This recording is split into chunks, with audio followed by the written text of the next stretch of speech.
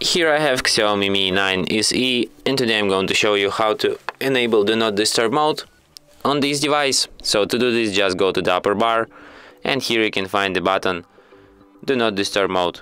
Tap on it once and you can switch this mode. By holding your finger on it, you can access some of its settings.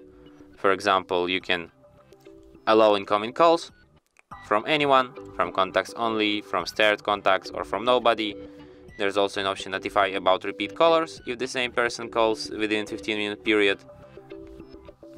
You can restrict floating notifications, and you can add schedule for this mode here, like this.